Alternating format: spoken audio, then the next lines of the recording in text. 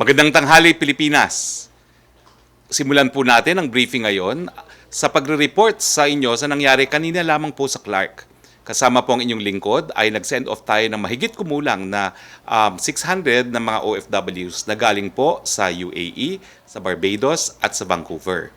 Sila po ngayon ay pauwi na sa kanilang mga probinsya.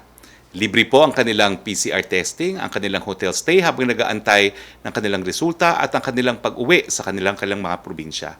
Meron pong mga magbubus at meron din pong lilipad galing po sa Clark International Airport papunta po ng Cebu.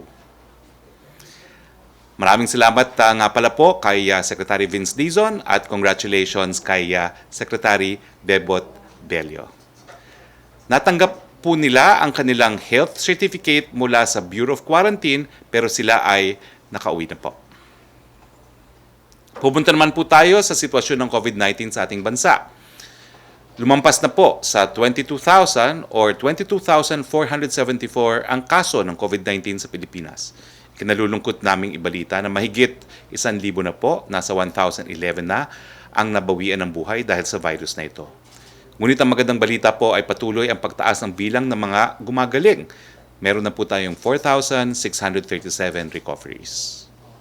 Gaya po ng sinabi ko, babantayan natin ang compensation ng ipinangako sa mga bayaning healthcare workers na nagkasakit o namatay sa laban kontra COVID-19. Itong mga benepisyo po ito ay nakasaad sa batas, sa Bayanihan We Heal as One Act.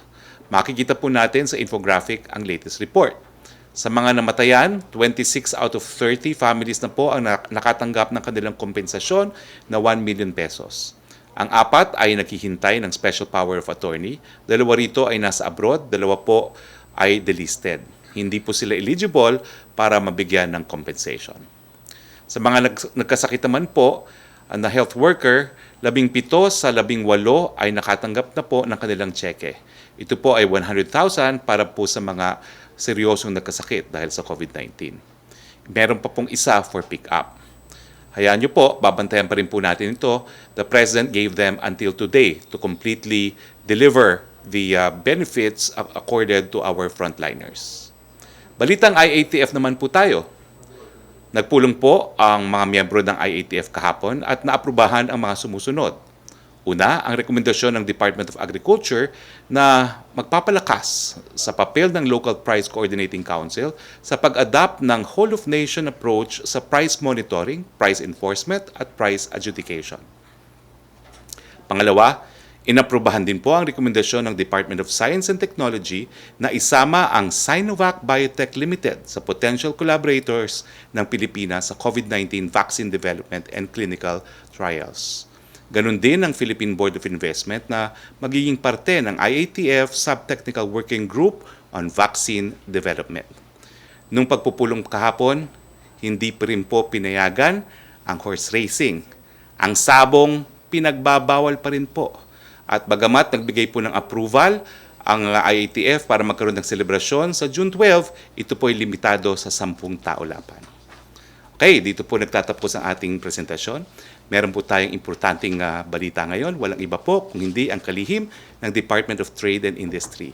So yung mga tanong nyo, ano ba talaga ang rules sa mga rent habang merong ECQ at MGCQ, maitatanong nyo na ngayon yan. Ladies and gentlemen, my pleasure to introduce DTI Secretary Mon Lopez. Sec, the floor is yours. Salamat, Secretary Harry. Magandang araw po sa inyo lahat, mga kababayan. From the Department of Trade and Industry, kami po ay nagre-report sa inyo po ngayon para ibigay po sa inyo yung mga latest po pagdating po dito sa mga businesses or sectors na pinapayagan na pong mag-operate. As you know po, since sa ating bansa po, marami na pong na-declare na mga modified GCQs. So, ibig sabihin po nito ay halos lahat po ng negosyo ay inallow na pong mag-open. Pati po kung maaalala ninyo, tayo po ay may 4 na classification.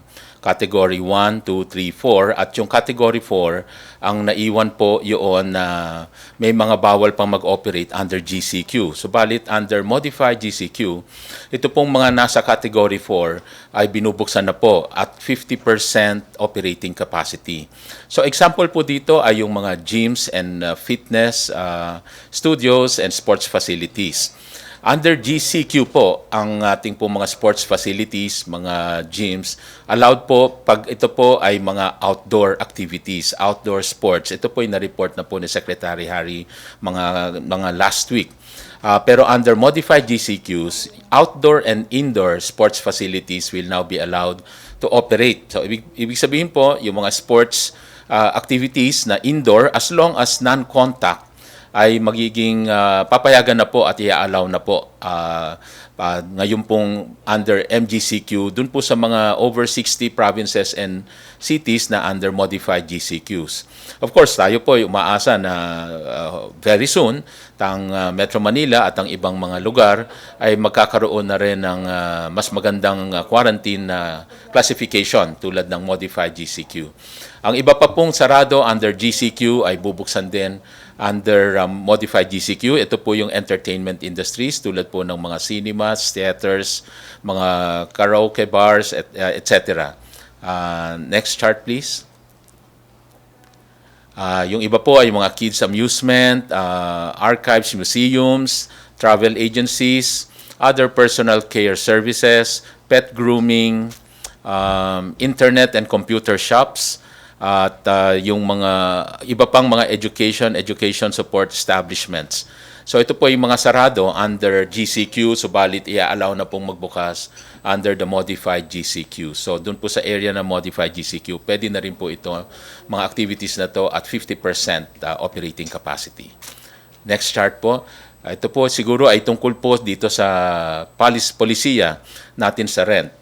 Again, nililinaw po natin, contrary to yung ibang lumabas na report na nagbago daw ang polisiya sa rent, wala pong pagbabago. In fact, ito po ay nasa batas. Sa Bayanihan Act, ay inassure po ng ating batas na meron pong grace period doon sa mga residential rents. At ito po ay covering, ang nilinaw po sa latest memorandum circular ng DTI, this covers ECQ, pati po modified ECQ, and GCQ, General Community Quarantine. Ganon din po sa pagdating po sa commercial rents ng mga micro SMEs not permitted to operate during the community quarantine. Or ibig sabihin sila po ay na-compel magsara. Ibig sabihin hindi sila inallow mag-operate. So sila rin po would enjoy the grace period of 30 days for these micro SMEs not permitted to operate during the 3 community quarantine period. So from ECQ hanggang GCQ. Now, pag na-lift na po ang GCQ, doon na po magsisimula ang pagbilang po ng 30 days at yung unang due date after the 30-day grace period ang magiging panimulang pambayad o magbabayad yung tenant. Isa rin pong naging rule natin at pinapanatili po ito, yung na-accumulate na rents during the community quarantine, ito po ay isang lump na hindi babayaran ng isang bagsakan lang. Ang ginawa po natin para magaan ay di-divide by 6. In other words, 6 na hulugan on the months after the lifting of after the grace period, after the lifting of the community quarantine. Isa rin pong pinalabas natin, part of the yung bagong memorandum circular, ay yung pag-engganyo or to enjoin yung mga lessors.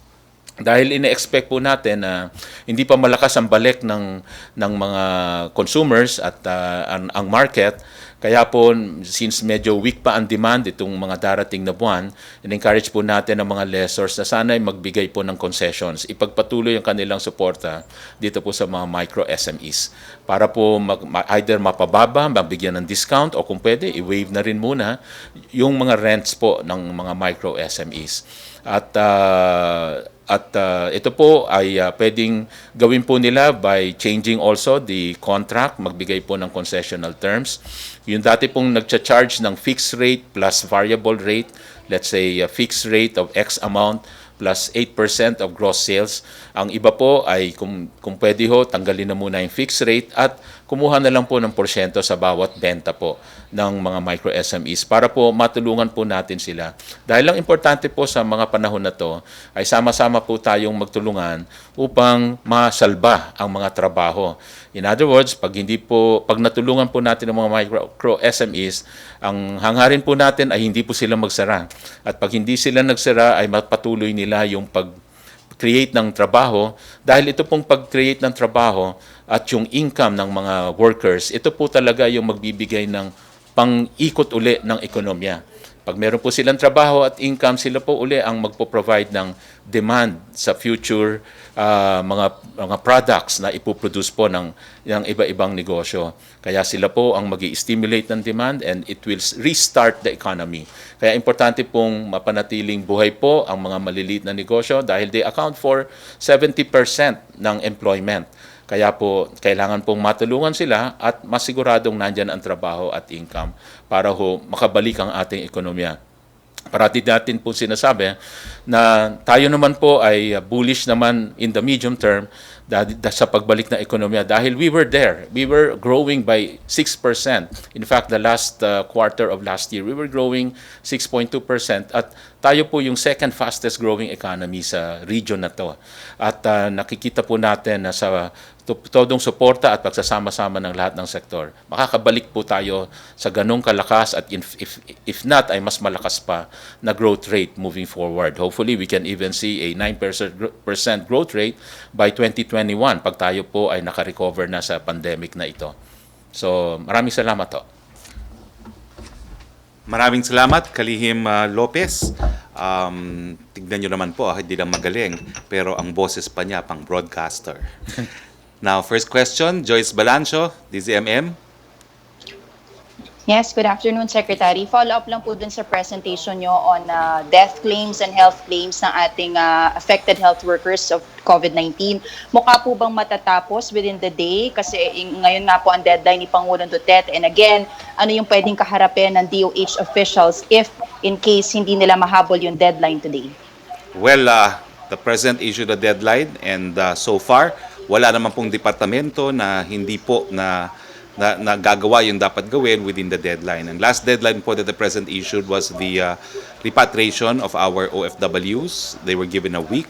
At ito naman pong distribution of claims, they were given until end of the day. Let's just say that I'm hoping that DOH officials can actually fulfill what the President wants them to do.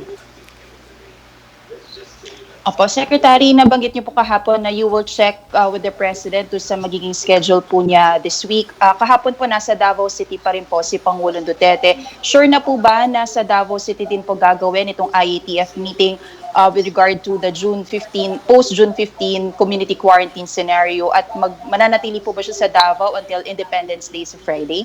I can confirm that the next meeting with the President on Thursday will be in Davao. And Independence Day rights, dun din po ba si Pangulong Duterte? We're checking po kasi binigyan po ng permiso ng IATF na magkaroon ng celebration sa Luneta but limited to 10 people only. So we'll have to check on that. Yusek Roque. Responding to Congress...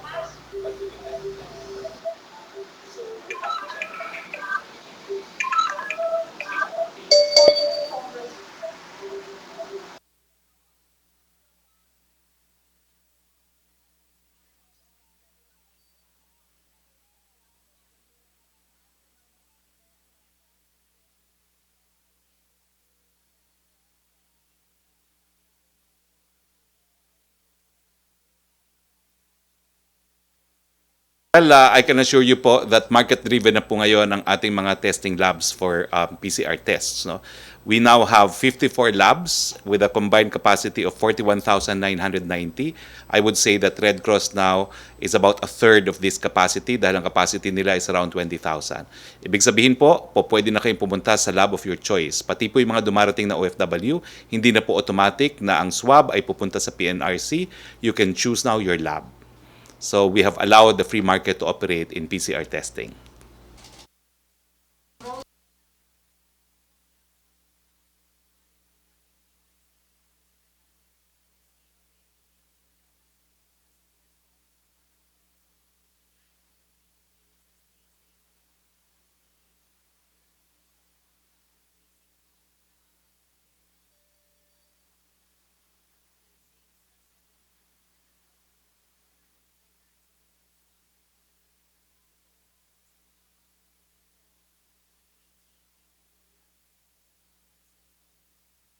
Kaibigan ko pong malapit itong si Yusek Rio, magkatabi po kami ng 1 taon sa mga cabinet meetings. No? At nung inanunsyo ko na tinanggap na po ng presidente ang kanyang resignation, tinawagan ko po siya at wala naman po siyang nabanggit na kahit anong sama ng loob. No? So medyo nasurpresa rin po ako sa kanyang declaration dahil I distinctly remember nang sabi niya talagang gusto na rin niya magpahinga. And besides, yung kanyang resignation po was really tendered to the president and therefore, it is up to the president to accept his resignation or not. It was accepted. So hanggang doon na lang po yun.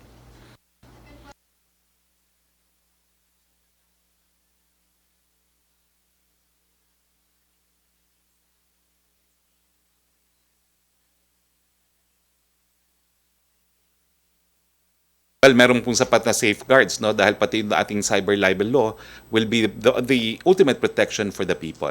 So kapag ginamit po yan for espionage, po pwede po yung maging basihan for criminal prosecution. Please, si Trish Tirada.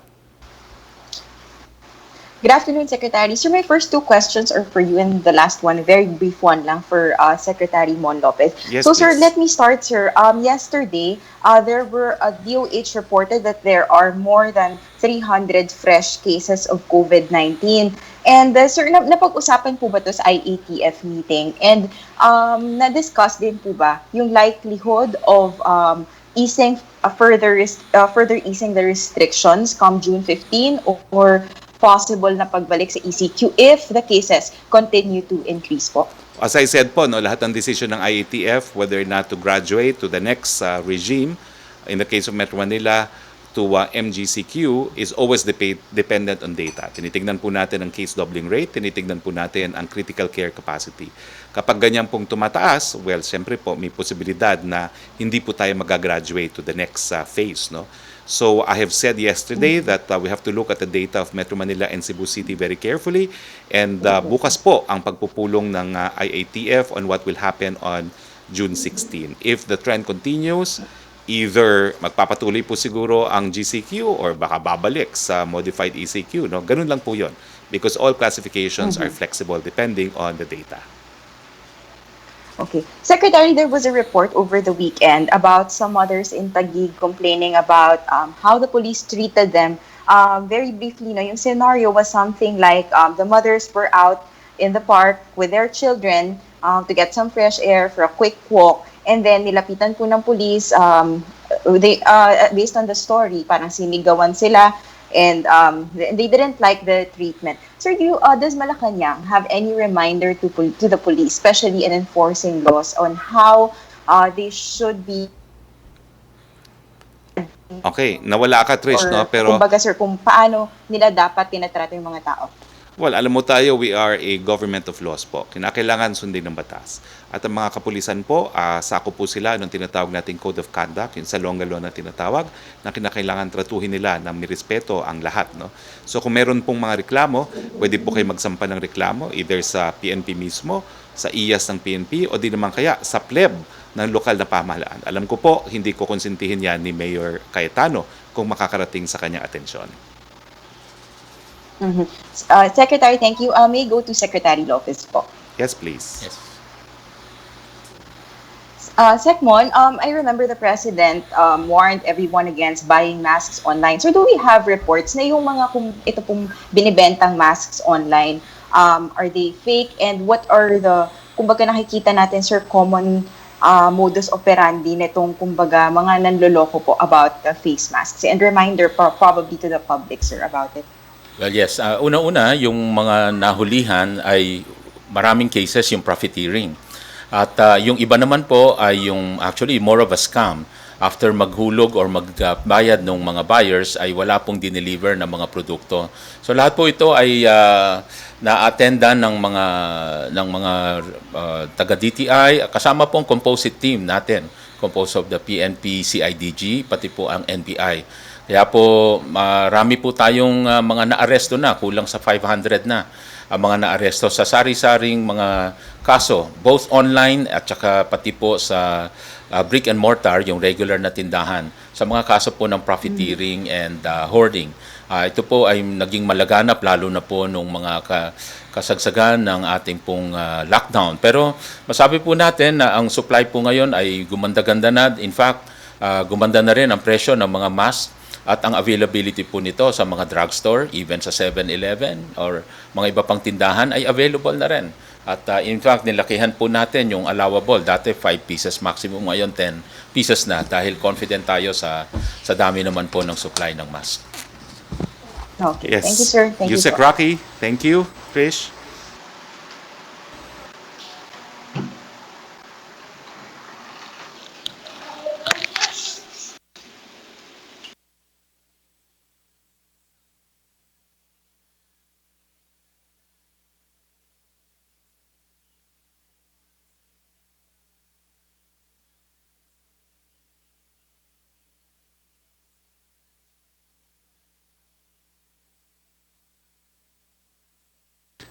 Siguro nagkamali lang po si Yusek, si Director, no? Kasi kasama ko po ngayon, kanina lang sa Clark, si Secretary Bautista. At ang sabi nga niya sa akin, by next week, ready na sila mag-distribute. It will take them 2 days to distribute electronically and the rest with the assistance of the armed forces. So tuloy na tuloy po yan.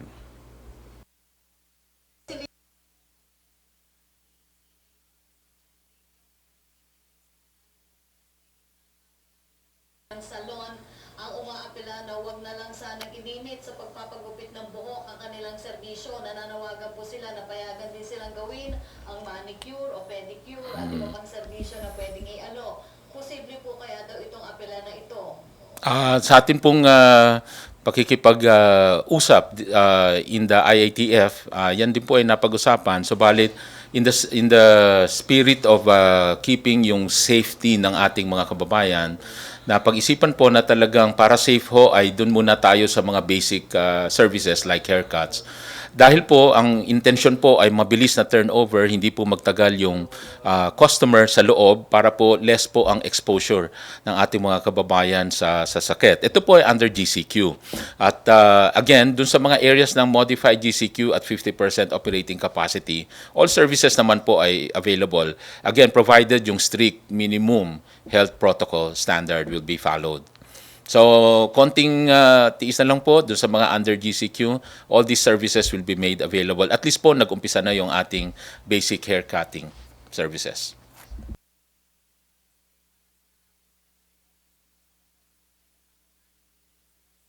Ay mas maganda na po dahil in fact when we do our rounds ng mga checks sa mga especially dito po sa mga food manufacturing, ang ating pong inventaryo ay mas lumakas, ay mga nasa 2 weeks na, pati ang raw material over 1 month.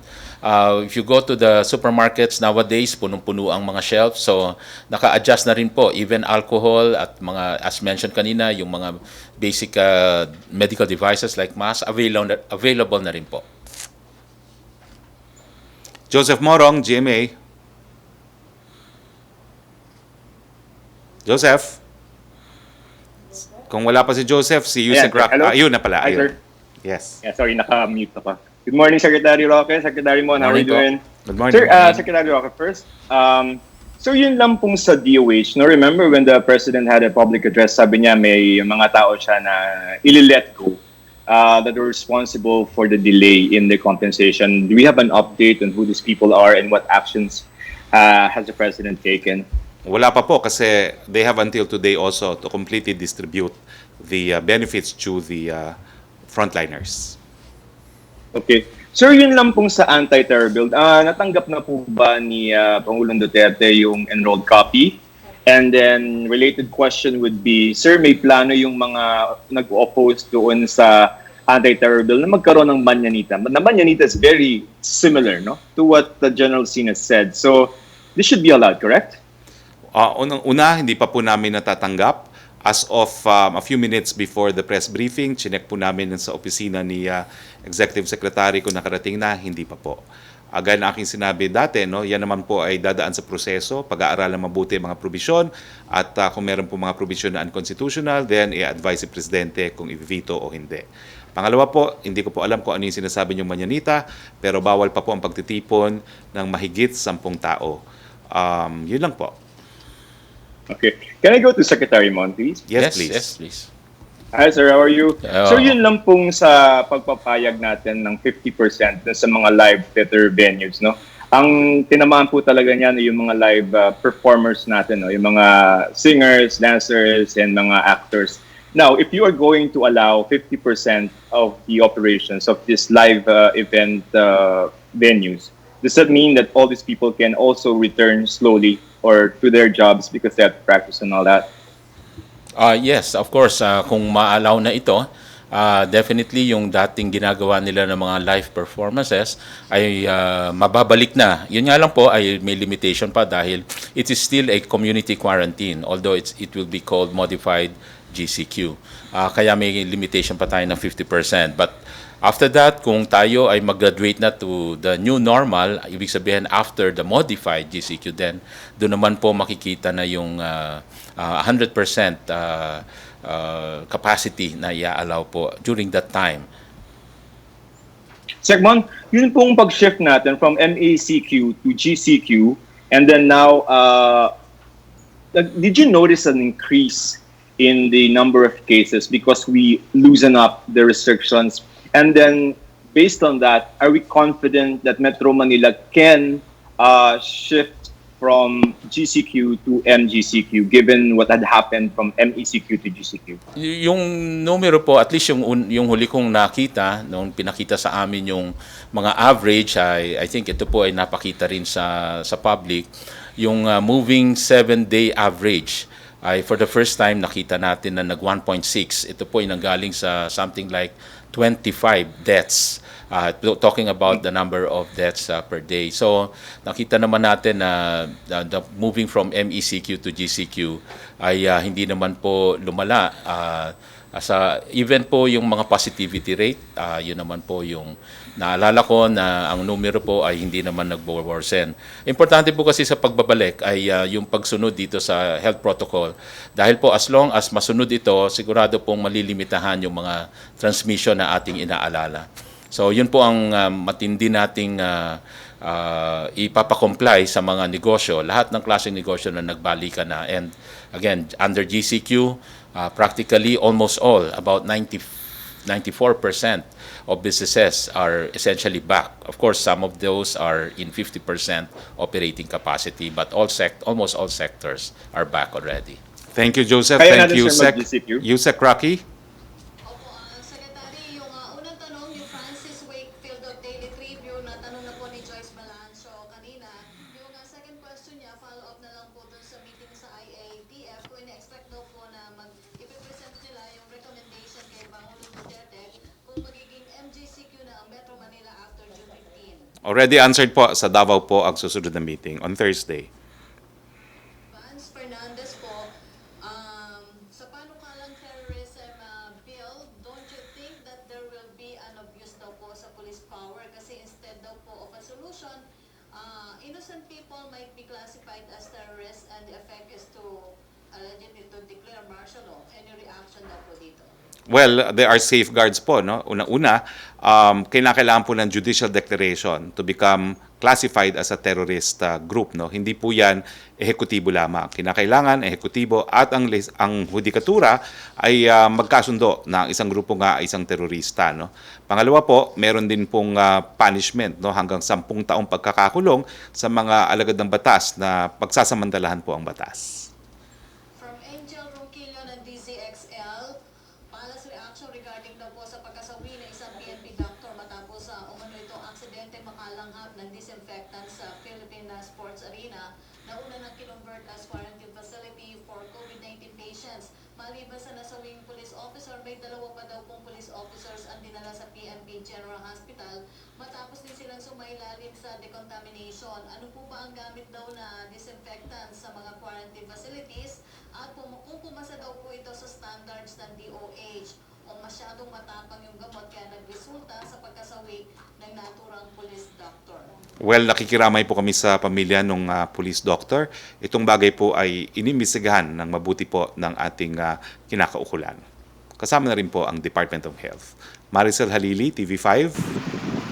Hi sir, magandang hapon po. Sir, I afternoon. understand Cebu has a pending appeal para ilagay sila under MGCQ by Friday. What happened to this appeal, sir? And are there other areas or local government na meron pa rin pong pending appeal? What does the government or the IATF plan to do about this? O isang decision na lang po siya after June 15? I'll bring this up tomorrow in the IATF meeting, and perhaps si Sec Lopez can second it too, just to find out if there was really an appeal received. Kasi yung meeting sa Monday, hindi naman po report ng Secretariat may ganyang appeal. Bagamat yung governor po ng probinsya ng Cebu, ay binigyan po ako ng kopya ng kanilang appeal. No? So we'll bring it up tomorrow in the IATF. Having said that, bukas din po pag-aagrihan ng IATF kung ano mangyayari sa June 16. Sir, on other issue, dun lang po sa report ni Presidente sa Senate, sa Congress, merong about 1,900 cases of violence against women and about 1,700 naman yung violence against children. Now that we started to relax the community quarantine, do you also expect the trend on this violence to slow down? Well, sana po, no? Dahil nakakalungkot po yan na habang tayo nasa quarantine, sama-sama mga pamilya, ngayon pa po tumaas yung bilang. No? Pero yung mga naging biktima po, meron pong hotline, ang ating DSWD, PNP at NBI. I-report po nyo yan para naman na maimbestigahan at maparusahan yung gumagawa ng ganitong abuso. Sir, for Secretary Lopez po, ahead. Secmon, Yes. good afternoon. Good afternoon Earlier po. you mentioned po na pinapayagan na yung kids amusement at saka yung mga archives na mag-operate sa MGCQ. But how will you compromise that? Kasi I understand, even in MGCQ, hindi pa rin naman po allowed na lumabas for leisure yung mga 21 years old below. And meron din pong panukala si Representative Tadura na sana mapayagan na rin yung mga kids to go out for exercise kasi baka naman mag-cause ng kumbaga irritation kapag 3 months na kasi sila na nakakulong sa bahay. Under the omnibus guidelines po, under modified GCQ, yes, as much as possible, stay at home po yung mga naturang mga edad, yung 21 and below and senior. Subalit, may mga exception po. At isa po sa exception under modified GCQ, ma-allow na po silang to exercise those activities, to do those activities na ina-allow naman po under MGCQ. So, ibig sabihin, ay mapapayagan din po sila na mag-exercise sa labas at gawin yung mga sports activities na kailangan nilang gawin or bumisita dun sa mga pwede nang bisitahin. So, yun po ay i-allow na po sa under the modified GCQ. Yusek Roque, Thank you, sir. thank you. Thank you. Ang tanong po ni Angel ay natanong na rin po ni Maricel Hanidi. Ito na lang po, tanong ni Julie Aurelio na Inquirer. Senate President Vicente Soto III has confirmed that the anti-terror bill will be transmitted to Malacañang today. Soto says he and Cayetano signed it last night. Does the palace have a time frame for reviewing this and forwarding this to President Duterte, who is in Davao City right now? We have 10 days. Well, there's a period within which a bill becomes law if the president does not act on it. No, we have 30 days. I stand corrected. We have 30 days. Kapag hindi po linagdaan ng presidente, it will become law. So we have a 30-day period to review, either to veto or to sign the bill. Otherwise, kung wala pong action ng presidente, it will become law. Opo. Ang tanong na lang po ni Ace Romero, kasi yung tanong po ni Heidi Sampang ay naitanong na rin ng ating mga kasamahan na si Joyce Balanso. Ang tanong po ni Ace Romero, ano daw po ang stand ng Malacañang sa 1.3 trillion arise o accelerated recovery and investment stimulus for the economy bill na ipinasa ng House of Representatives. Sabi po ni Finance Secretary Dominguez, unconstitutional daw po ito pag naipasa dahil di kakayanin ng gobyerno ang 1.3 trillion pesos. I think yung punto po ni Secretary Dominguez, lahat po ng stimulus package natin, po pwede yan kunin sa isang supplemental budget pero meron pong provision na hindi po tayo po pwede magkaroon ng panibagong budget kung wala pong additional source of revenue. So sinisiguro lang po ng Department of Finance na any stimulus package that will become law can be funded, no, from existing sources. Or at least ma-identify kung saan manggagaling ang pondo. Pia Gutierrez, ABS-CBN. Hi, sir. Good afternoon. Sir, my question again is on jeepney drivers. Since yung pagbabalik ng kanilang operasyon is not on the immediate horizon at marami na po talaga yung nahihirapan, when do we expect them to have jobs again? And you said before in an interview na may plano po yung gobyerno na gawin silang contact tracers. Ano na po yung update natin dito? Wala pa pong update dyan sa planong yan, pero kanina po kasama ko rin si Secretary Tugade, meron din silang plano na gawing delivery service yung ating mga jeepneys kasi nga hindi po pwedeng sakyan because hindi po pwede ang social distancing. Siguro ganito po, no? Yung second tranche parating na po, may kasama po dyan ang mga jeepney drivers. Pag-aaralan kung may matitira para magkaroon sila ng additional tranche. Wala pong pangako yan, pero titignan po talaga natin kung merong matitira at mapupunta yan po sa mga walang hanap buhay. No? At pangatlo po, yung jeepney modernization, siguro po pabibilisan para yung mga mawawalan ng trabaho sa traditional jeepneys, po pwedeng mag-shift to yung mga modern jeepneys. Perhaps si Secretary Lopez will also have inputs on jeepney drivers. Actually ang talagang intention po sa pag-explain din po ng DOTR ay ma-encourage nga yung jeepney, yung modernization of public utility vehicles. So, doon po talaga nakabase yung ang future, yung panghinaharap po ng ating mga jeepney drivers. Kaya po, sana po magkatulungan daan at meron pong mga government programs that will encourage yung pagbili po, pag-acquire, financing ng mga modern public utility vehicles. Alright, sir. Sir, speaking of jeepney drivers ulit, kasi meron pong malakas na panawagan na pakawalan si Elmer Cordero, yung pong 72-year-old member ng Piston 6 na nakakulong po ngayon pagkatapos mag-rally sa Caloocan. People are asking the government to extend to Tatay Elmer the same compassion given to Imelda Marcos because of her age. So, sir, ano pong masasabi ng palasyo sa panawagang ito? Okay, dadaan po yan sa proseso, no? Dadaan po yan sa piskalya at kung wala pong ebidensya, madidismiss po yung kaso, no? Pero the police cannot detain him more than 36 hours dahil I think 36 is the maximum, no? Pero because this is a very minor offense, it's less than that, no? Parang if I'm not mistaken, I should really brush up on my criminal law. I think it is around parang 18 hours ata, no? Or something, no, within which to charge him. I'll check on that. Pero he has to be charged. So it is 12 hours or 18 hours or 36 hours, no, dapat i-charge siya. Kung hindi po siya na-charge, dapat palayain na rin. Pero tingnan po natin kung may ebidensya, no.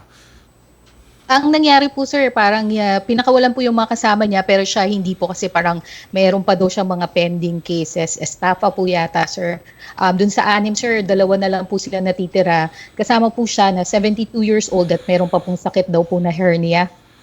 Titignan po natin yan, no? Kasi regardless of your age, kapag may pending case, kinakailangan harapin yung kaso. Magkakaroon lang po yan ng clemency if he's found guilty. So meron tayong provision that the court can recommend pardon, no?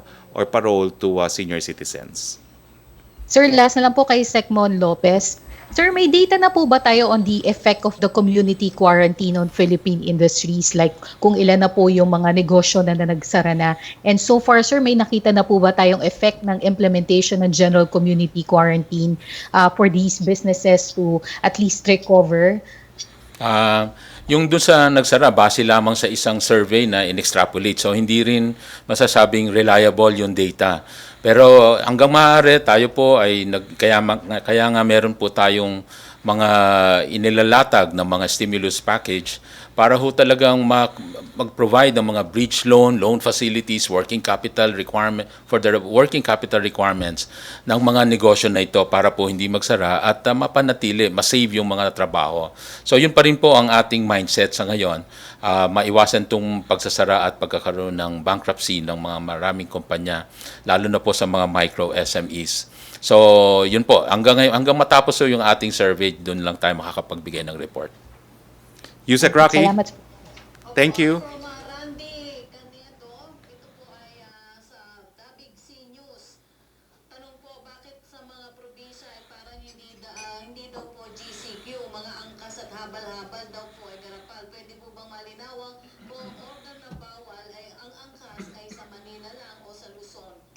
Sa lahat po ay pinagbabawal pa rin ang habal-habal, ang backride. No? Tinatawagan po namin ang kapulisan, kinakailangan po hulihin ang mga naka-backride at para po sa mga lokal opisyal na pumayag sa mga backride, magkakaroon po kayo ng pananagutan kay Secretary Anyo. Next question. Chris Mundo ng PNA. For Secretary Lopez, may update na po daw sa prospect investors natin or rapid test kit makers. Meron na bang investors in which medyo advanced na yung discussion with BOI?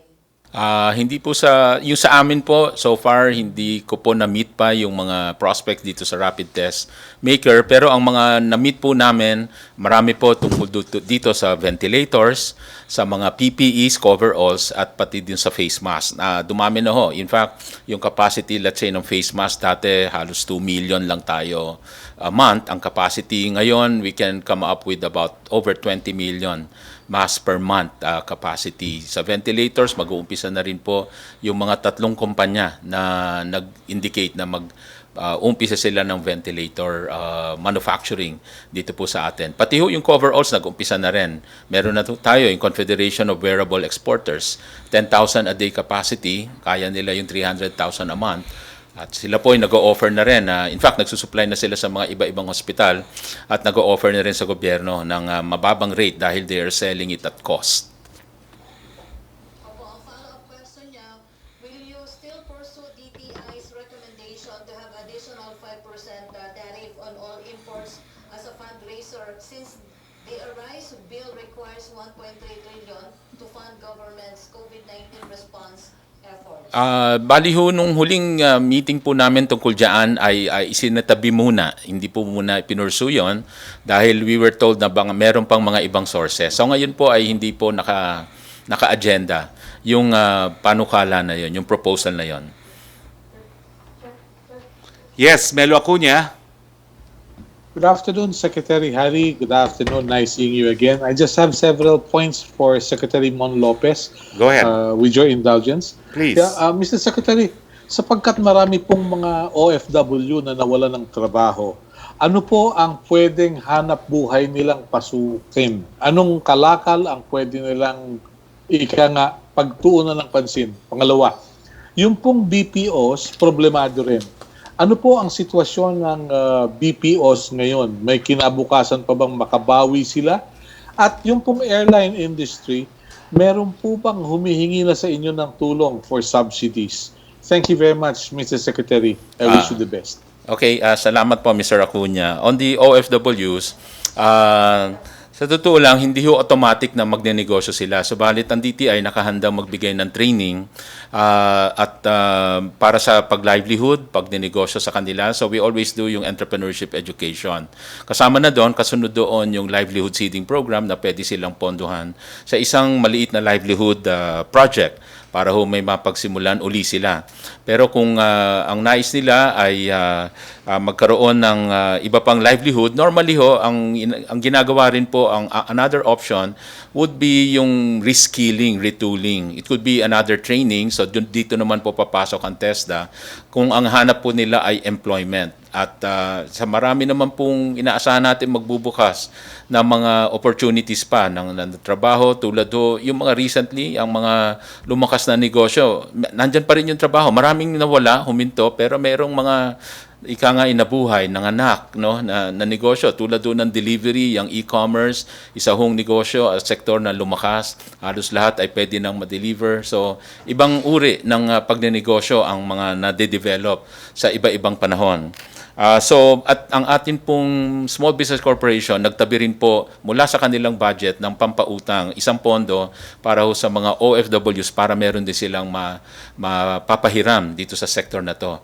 By the way, yung programa po na nilaunch ni Presidente, itong pondo sa pagbabago at pag-asenso, nireorient po natin para dito sa COVID-19. Nag-umpisa na hong nagpautang, meron na hong mga over, I think, 300 borrowers na process at may mga 18 million na po na naumpisahan na mapahiram itong mga COVID-19 affected micro SMEs, no. Tapos dito naman po sa BPOs, just to let you know na hindi po sila pinabayaan even during the lockdowns. In fact, isa po sila sa sektor na considered essential. Inalaw po sila mag-operate. BPOs and exporters. Yun nga lang po, ni-require natin sila na provide accommodation and shuttling services sa kanilang mga employees. And finally, yung sa airlines po, wala pa ho sa amin, like to me personally, na mga lumapit na mga grupo, malamang po ang nilalapitan po nila ay ang DOT at ang Department of Finance. Dagdag lang po Thank ni you very Secretary Bello, bukod po doon sa 10,000 ayuda sa lahat ng bumabalik na OFWs, meron din pong livelihood training na ibinibigay ang OWA. So you can apply for that as well. Yusek Roque. Thank you. Tanong mula kay Vance Fernandez ng Police Files. March 17 daw po nag-lockdown pero nung araw open ang mga lotto outlets. Pero nung araw na open mga lotto outlets at nagbenta ng ticket, hapon na po na ibinalita yon. Paano na daw po yung mga ticket na nabenta kasi wala nung gabing yun? Mag-refund ba daw po sila nationwide dahil sa benta noon? At sa ngayon daw po walang balita sa PCSO. Saan daw po mapupunta yung benta nung araw na yon? Tatanungin po namin yan sa PCSO dahil hindi ko po alam. Sorry po. Okay. Any further questions?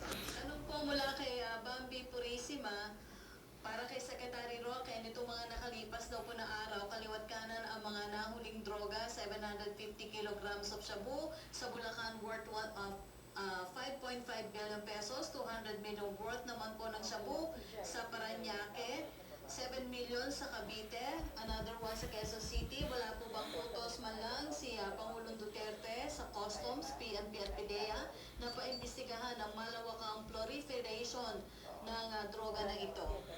Well, if at all, nagagalak po ang presidente dahil because of vigilance ng ating kapulisan, ng PIDEA, no, nakakalap itong mga pinagbabawal na drogang to. So ito po ay produkto ng pinag-inting na kampanya laban sa pinagbabawal na droga. Ja Letao of CCTV, G Letao. Yes, thank you. Yeah, How do you thank pronounce your sir. name? Good afternoon. Yeah, my first question is to Mr. Roque. And this year marks the 45th anniversary of the China-Philippine diplomatic relations. And June 8th is the 19th China-Philippine Friendship Day. So in this special year, what's your message to us? And what's your comment about the relationship between the two countries nowadays? Well, I would say that Philippine-Chinese relations is enjoying a renaissance under the administration of President Duterte, and we hope that this renaissance will lead to better relations, resolving all the disputes that we have between our two countries, increase economic ties, increase prosperity for both Philippines and China. And I also have a question to Secretary Lopez. And we have some big infrastructure projects here in the Philippines, and the Chinese companies are ready to restart the construction under GCQ. So hope they can catch up with the process. So what's your expectation for the Belt and the Road Initiative cooperation in the post-pandemic period?